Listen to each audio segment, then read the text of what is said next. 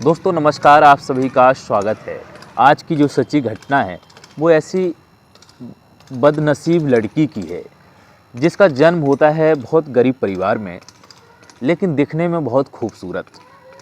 इस कहानी की शुरुआत होती है इंदौर शहर से। मध्य प्रदेश का इंदौर शहर है, इसके पास में है एक कस्बा जिसको महू बोल सकते हैं। महू नाम है जिसका। महू में एक कॉलोनी है जिसका नाम है पत्तीपुरा। पत्तीपुरा कॉलोनी में 2 अक्टूबर का दिन है, गांधी जयंती है। उस गांधी जयंती पर सभी लोग अपने अपने घर हैं। बच्चों का काम ये होता है खेलना, तो बच्चे खेलने के लिए जाते हैं। उनको जो दिखने को मिलता है नाले में, वो देखकर चिल्लाने लगते हैं।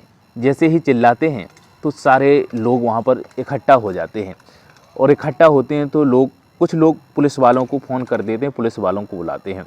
जैसे ही पुलिस वाले वहाँ पहुँचते हैं तो वो देखकर पता लगा लेते हैं कि आखिर एक इंसान की मौत हुई है यहाँ पर। जैसे ही पुलिस वाले उस नाले से देखते हैं तो 2 टांगें मिली हुई हैं इंसान की। अब उनको ये पता तो नहीं है इंसान में मर्द है या औरत है, महिला है, बस उसके पार्ट अकेले टांगें मिली हुई हैं।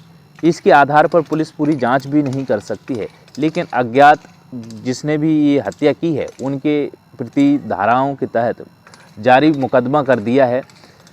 इनके लिए एक जानने की ज़रूरत ये थी कि आखिर ये कौन है इंसान, मर्द है या महिला है। और ढूंढते ढूंढते कुछ ऐसी चीज़ें मिली कि अलग अलग हिस्सों में उसके अलग अलग जगह पर उसके सभी पार्ट मिल गए, और हाथ पर लिखा हुआ था उस पर कुलदीप। अब इनको ये तो पता चल गया कि मरने वाला कोई कुलदीप है, लेकिन कुलदीप नाम का वहाँ पर कोई नहीं मिला। इनने पूछा भी बहुत सारे लोगों से। पूछने के बाद पता चला कि आज से 2 साल पहले पीथमपुरा एरिया में एक थाना है जहाँ पर एक FIR लिखवाई थी किसी महिला ने, जिसके हाथ पर लिखा हुआ था कि कुलदीप। पीथमपुरा से कनेक्शन लेते हैं, पीथमपुरा से ये संपर्क करते हैं, वहाँ जाते हैं तो पता चलता है कि कुलदीप कोई और नहीं, एक महिला है जिसका नाम रुखसार है। रुखसार का जन्म दरअसल चंदनपुरा एरिया में मध्य प्रदेश के इंदौर के चंदनपुरा एरिया में होता है। इसके पिता का नाम आमीन है, आमीन शेख, और एक बहुत गरीब परिवार में इसका जन्म हुआ। आमीन बहुत गरीब था, बेटी की शादी करनी थी, तो रुखसार की शादी के लिए लड़कों को ढूंढता है, लेकिन लड़के नहीं मिलते हैं। बड़ी मुश्किल में लड़का मिलता है जिसका नाम है शाहिद। शाहिद से इसकी शादी हो जाती है। शाहिद अपंग है, विकलांग है, दिव्यांग है। शाहिद काम करता है, छोटा मोटा काम करता है, जिससे उसकी आय नहीं होती है। शायद दूसरे काम के लिए करने के लिए तैयार था कि क्या काम करें जिससे पैसा आए, और नशा का काम करने लगता है, ड्रग बेचने लगता है। ड्रग बेचता है शाहिद, तो शाहिद को भी इसकी आदत पड़ जाती है, वो भी नशा करने लगता है। इतना नशा करता है कि अब उसको खुद पता नहीं है कि कब पीना है, कब खाना है, ये सब प्रकार की चीज़ें करने लगा। धीरे धीरे घर पर भी वो नशे को लाने लगा। इसकी आदत उसकी पत्नी को, रुखसार को भी पड़ जाती है नशे की, तो वो भी नशा करने लगती है। अब ये भी नशा करने लगी, वो भी नशा करने लगी। दोनों पति पत्नियों के बीच झगड़ा होने लगा। झगड़ा होते होते दोनों का तलाक भी हो गया, और इससे रुखसार खुश थी, क्योंकि रुखसार शाहिद को शायद पसंद नहीं करती थी।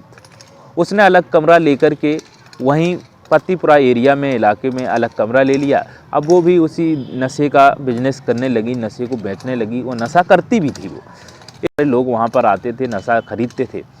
इतने में एक ऐसा व्यक्ति आता है जिसका नाम है कुलदीप। कुलदीप से इसकी मुलाकात होती है, और कुलदीप से मुलाकात होते ही वो आने लगा बार बार वहाँ पर। उससे उसके प्रेम प्रसंग चलने लगते हैं। प्रेम प्रसंग चलते हैं तो कुलदीप से वो बहुत ज़्यादा प्यार करने लगती है।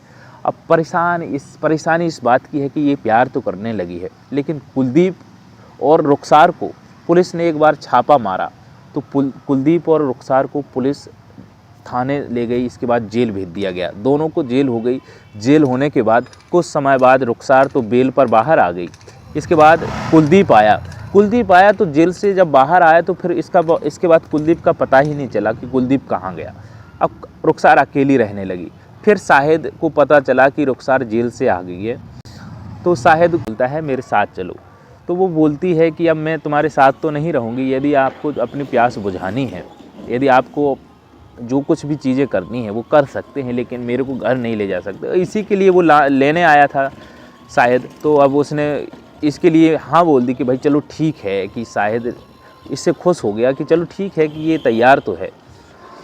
अब वो चला गया, अभी दोनों मिलने लगे, दोनों के शारीरिक संबंध भी बनने लगे। अब इसी बीच में एक व्यक्ति है जिसका नाम है नकुल। नकुल की एंट्री होती है। नकुल को दरअसल बहुत एक नंबर का रंगीन था, नशेड़ी भी था। नशेड़ी के साथ साथ एक नंबर का ये रंगीन किस्म का आदमी था। एक बार की बात है कि ये कॉल गर्ल को इसने बुलाया और घर पे कॉल गर्ल थी इसके, लेकिन इसकी पत्नी ने उस कॉल गर्ल को देख लिया जब उसको, तो उसकी तो ज़ोर से, तो सबसे ज़्यादा तो पहले उसकी पिटाई की उसकी पत्नी ने। पिटाई करने के बाद उसको घर से भगा दिया। जब ये घर से भागा नकुल, तो उसको नशे की आदत थी। इसके पास गया रुखसार के यहाँ पे नशा खरीदने के लिए, ड्रग खरीदने के लिए। तो इसकी नज़र जब पड़ती है रुखसार पर, तो ये भी उस पर इम्प्रेस होता है, तो उसके पीछे पड़ जाता है। अब धीरे धीरे पता इसको लगता है कि रुखसार के संबंध हैं जो शाहिद से हैं, तो शाहिद से संबंध हैं, तो शाहिद के पास जाता है। जब शाहिद के पास जाता है तो शाहिद के ऊपर पैसा बहुत खर्च करता है, उसको नशा करवाता है, कर्जा देता है बहुत ज़्यादा। अब इसके बाद एक दिन वो बोल उठता है कि यार मेरे को रुखसार से मिलना है। तो शाहिद इसको मना भी नहीं कर पाता, क्योंकि उसने बहुत सारे पैसे ले रखे हैं उससे, और उससे रुखसार से शाहिद बोलता है कि नकुल से मिल लो, तो रुखसार मना कर देती है। अब इसके ऊपर बहुत प्रेशर बनाने लगा नकुल शाहिद के ऊपर कि भाई मेरे पैसे दो। अब तो वो कुछ बात नहीं बनती है। अब शाहिद बोलता है कि परेशान मत हो, एक प्लानिंग करता हूँ, घर पे ही एक पार्टी रखते हैं जिसमें रुखसार को बुलाएंगे, वहाँ उसको शराब पिलाएंगे। तो वो बोलना है चलो, इसके लिए भी तैयार हो गए दोनों। तो अब एक पार्टी रखते हैं, रुखसार को शाहिद बुलाता है। शाहिद और नकुल और रुखसार तीनों जब पार्टी करते हैं शाहिद के घर पर पार्टी होती है, तो इन लोगों की तो प्लानिंग है शाहिद की और नकुल की। रुखसार को दारू पिलाते हैं, शराब पिलाते हैं। इतने में वो इतनी मदहोश हो जाती है कि शाहिद के साथ वहीं पर वो शारीरिक संबंध बनाने लगती है, और इस प्रकार से बनाती है। नकुल इसको देख रहा है। नकुल कई प्रकार से उसको चाहता था, और नकुल भी यही चाहता था इसी काम को करने के लिए। अब जैसे ही ये दोनों करते हैं, इसके बाद तो यही है बताने का मकसद कि किसी को परेशान करना नहीं है, ना किसी का दिल दुखाना है। बस इस प्रकार की कहानी सुनाने का उद्देश्य यही रहता है। जागरूक रहें, सतर्क रहें। ये घटना किसी के भी साथ किसी भी प्रकार से हो सकती है, इसलिए अपने परिवार का ध्यान रखिएगा। दोस्तों, हमारी मुलाकात अगली कहानी में होगी, तब तक के लिए नमस्कार। कंप्लीट होता है शाहिद, तो वो इशारा करता है आ जाओ। तो जब नकुल पहुंचता है तो वो उस पर वार करने लगती है, मारने लगती है, गाल में तमाचा भी मार देती है उसको। लेकिन जब उसको गाल में तमाचा जब वो मारती है, तो इतना गुस्सा इसको आ जाता है नकुल को कि उसका गला दबाकर वहीं पर वो मार देता है। अब मार तो देता है, लेकिन उसको इतना डर सता रहा है नकुल को कि आखिर ये मर गई है तो इसको क्या करेंगे। शाहिद बोलने लगता है टेंशन की बात नहीं लेना है, इसकी लाश को अलग अलग जगह पे ऐसा काट के फेंकेंगे कि किसी को पता ही नहीं चलेगा। और इसी प्रकार से वो करते हैं। इसके पूरे शरीर के हर एक पार्ट को काट करके अलग अलग फेंकने की ये प्लानिंग करते हैं। तो इसकी टांगों को नाले में फेंकते हैं और इसके पार्ट को अलग अलग फेंकते हैं। अब इतने में पुलिस इसकी सर्च कर ही रही थी और सीसीटीवी फुटेज देखते हैं, तो जब पता चलता है कि नकुल और शाहिद दोनों इस प्रकार से उसकी लाश को ले जा रहे हैं, कुछ पन्नी में ले जा रहे हैं। इसी के आधार पर नकुल को और शाहिद को पुलिस ने पकड़ा, और पकड़ने के बाद उनसे पूछताछ की। संबंधित धाराओं के तहत इन लोगों के ऊपर मुकदमा चलाया और अंततः जेल भेज दिया। दोस्तों, तो इस प्रकार की कहानी सुनाने का उद्देश्य यही रहता है कि देखो, क्राइम किसी के भी साथ किसी भी प्रकार से हो सकता है।